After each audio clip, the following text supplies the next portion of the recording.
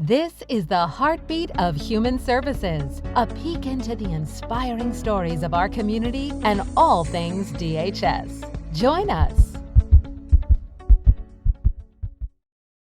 Hi, everyone. Welcome to the Heartbeat of Human Services. I am your host today, Paola Hernandez, and I am joined today by a special guest, Linda. Thank you for being here. Thank you for having me. Of course. Yeah. So we're excited to have you on because of this exciting new program, which I won't say too much about, but Blue Zones is coming to DHS, and we're here to talk about how that might affect all the employees here. I mean, for the better. And I'll just let you take it away and explain to us what Blue Zones is and what your role is. Awesome. So my name is Linda Johnson-LeBlanc, and I am the organization lead for the Blue Zones Project, which means that I help employers improve employee well-being. And so the Blue Zones Project is a community-driven well-being initiative sponsored by Adventist Health, the City of Bakersfield, and California Resources Corporation. And our goal is to really make Bakersfield a better place to live, work, learn, play, and pray by helping to make the healthy choice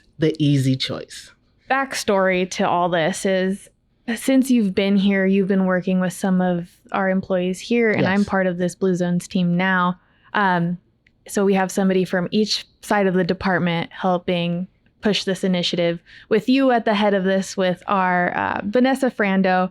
And so before we dive into all that, how did this come to be? Like, why did Blue Zones start? How did it start? So the community of Bakersfield was really ready for this type of initiative. The city and, like I mentioned, the other sponsors came together, and understanding that on a larger perspective, there are issues such as health and social issues across the nation. But Bakersfield did the city officials did some research and found specific statistics to our residents. And some of them were related to diabetes, some of them were related to mental health issues, and then other poverty and access to healthcare. So they decided that the time was right to bring the project to Bakersfield, and they brought on our team of 14 people to help to roll it out to the community. So we work in policy, we work in what we call places, which is work sites, restaurants, grocery stores, and schools, and then also people, individuals. So we really have a holistic view of how to improve well-being. Yeah, so you guys are taking kind of a different approach on this instead of, I mean, you said there's a lot of the paperwork side of things, but you really are focusing on people's well-being. And that's what makes me super excited about this. And even before that, I know there's 4 Blue Zones. Can you explain that and how that plays into that, turning into each of the cities into Blue Zones? So there are 5 Blue Zones, but I'm going to back up and talk about our founder, Dan Buettner, who is a National Geographic Fellow, a researcher and turned author, who really, he and his team wanted to understand where people are the happiest, the healthiest, and live the longest. So they went all around the world and they located these 5 specific areas of the world. And I'm going to go through and kind of talk a little bit about what makes them and their life longevity different than ours. Okay, so the 5 areas are Okinawa, Japan, Icaria, Greece, Sardinia, Italy, Loma Linda, California, yay, California, and Nicoya, Costa Rica. So let's start with Okinawa, Japan. They have the world's longest lived population of women. And they also have what we call moais. And you've heard me talk about moais because it's a group of people with a common interest. And at a young age, children in Japan are paired up with other children to form these close-knit groups. And they spend their entire lives like socializing and helping each other financially. And whenever needed, they pitch in. So that's one of the concepts that came along with the Blue Zone Project. To just mention their what they consume: sweet potatoes, soybean, and lots of natural plant foods. So that's how they live to be centenarians. For Sardinia, Italy, so they have the world's highest concentration of centenarian men. And so centenarian, what is that? Centenarian means 100. So they live to be well over 100 and over. Okay. Okay. And that doesn't really happen a lot in America, right? So the Sardinian men consume low protein diets and they have a lower rate of diabetes, which we're trying to combat here, right? They have lower death for people under the age of 65, and they have a lower incidence of cancer. Loma Linda, California. Yes. Very interesting. Out of, all these different places, Loma Linda is one of them. And I've never heard of Loma Linda, but really? No, never. So they have a high population of Seventh-day Adventists, right? So that's a religious faith, right?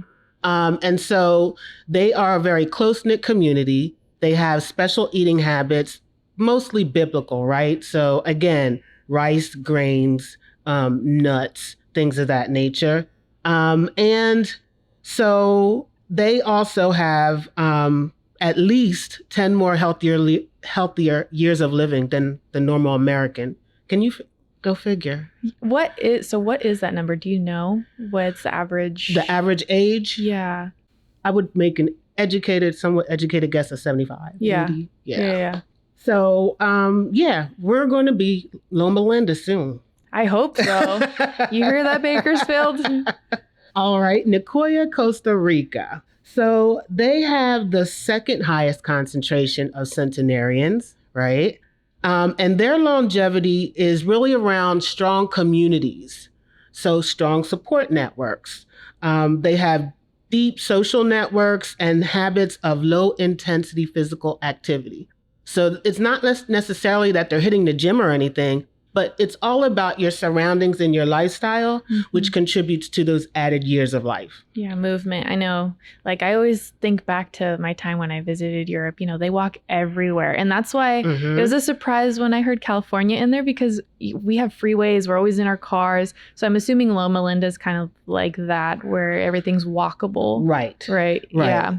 It's safe. They concentrate on the built environment. So you want to walk to the park or to where the fountains are and just be active. So, yeah. It's too hot for Bakersfield right now to do that. But I know there's ways around that in our department, specifically walking within the department, or even I know some places do yoga or have their gym inside. But I mean, there's ways around that. But yeah, those are the 5, right? You said 5. And so with that being said, you named some topics. So moving is important, healthy eating is important, and kind of finding a community is 3 of, I guess, to sum it up. But I know you said there's the word Power 9 that you guys use, and that kind of sums it all up. But do you have the Power 9, like specifically what is needed to make up this magical community like Loma Linda? So I want to go back. Did I mention Icaria, Greece? So Icaria, Greece is known for its traditional Mediterranean diet. And I love Mediterranean Me too. food. So it's really based on heavy vegetables, healthy fats, and then lower amounts of dairy and meat. So they're really limited on that consumption. Yeah, it's, again, the fruits and the vegetables. I guess I need to change my diet to start going towards that Adventist kind of way of eating, more. Right? Yeah. Yes, incorporate it more. The Power 9 is really the focus point of Blue Zones Project. And it focuses on 9 areas in a person's life. It's holistic, right? So it's divided into 4 core focus areas: movement or move naturally, right outlook, eat wisely, and a sense of connectedness. So within move naturally is taking the stairs, parking further in the parking lot, more frequent movement if you're at work, right? Just to shift your body so that you're not in a tight typing position all day long. When it comes to right outlook, we're talking about purpose. And purpose is really important to understand. What makes you get out of bed in the morning? What are your values, your talents, and your gifts? And are you using them to the best of your ability every day? Also, downshifting. And this is a big one because a lot of people don't take vacations, and you need to break away from work, right? You also need to just take downtime daily. Daily. Your body will feel it if you don't give it rest. Yeah, and I know I'm very bad at that, I feel like, because I could sit at my desk, I'm like, I need to get this done. I need to get this done. And then your eyes start to, do the twitching thing and then the hives break out. But I mean, yeah, this is all something we could implement even here. Even I myself can do now. And I'm working with you on doing those things, yes, right? Absolutely. So as we move into the eat wisely focused area, the 80% rule is really eating only until you're 80% full. And as Americans, how often do we do that? The supersize it motto, yeah. It's like eat and then, I need a nap. Yep, the afternoon nap, yep. So also there's the plant slant, which is incorporating more vegetable or plant-based foods in your diet. And then Friends at 5, which is the fun one. Getting together after a long day's work and just socializing and having conversations with people that you enjoy their company. Yeah. Right? And that's another thing. I keep talking about Europe because that was something I never experienced before. People after work, they actually go hang out, and that is their lives over there. That's their normal. And here I feel like we don't really do that. We just get home after work, or, we have go to the gym, come back home, and that's it. You rest, you eat, routine. Wake up, do it again. Absolutely. And that's why understanding your purpose and working in your purpose is important, because you spend so much time at work. And if we're talking about extending that workday into the evening to the Friends at 5, you really should enjoy the people that you work with and your actual work, your career. Yeah. Absolutely agree. And I know I love to work with my coworkers, and we make it fun at our department. And so, I mean, was that all the 9, the course? Oh, no. I'll let you get through it. I'll let you get through it. The next core focus is belonging. And so Positive Pack, which is really simple, similar to Friends at 5, having people around you who support and encourage you. Loved ones first. That's an easy one to do. Mm-hmm. Prioritize your family and give them your time. Yeah. And then finally, a sense of belonging, or spending time with a faith community. We found that if you spend 4 Sundays in some sort of worship, you can extend your life for 4 to 14 years. That is a huge number. That is a huge number. Yeah. And so in each of these 5 blue zones, did you find that common? Those are the commonalities between all those areas, between their lifestyle, their environment, their social networks, and how they live that out daily. Centenarians, check off all 9, you're going to extend your life. And see, this is why I'm so excited about Blue Zones, because this is something I never knew that needed to be incorporated, or maybe I knew, but didn't. I brushed off to the side. Mm-hmm. And so now that you have given these visuals, this is science, this is proven, there's no brushing it off. It's like you have to implement it forcefully, but not forcefully. I mean, it's for the better of yourself. Mm-hmm. And so with saying that, I mean, I guess this whole introduction of talking about Blue Zones is to say that you are helping us bring this to DHS. So hopefully this reaches our employees and they get to know a little bit more about Blue Zones. And is there any links we can direct them to? I will in the future be sending out a lot of emails about this to our employees, but is there any links that you can maybe lead them to? Absolutely. Bakersfield.bluezonesproject.com is our website. And I just wanted to also emphasize the Power 9 are really simple, incremental steps. So I didn't ask you to go to the gym. I didn't ask you to cut out any foods. All we're asking is that you add on some of these healthier options to your daily choices, and you'll see a change. And be happier, right? These should all lead to happiness.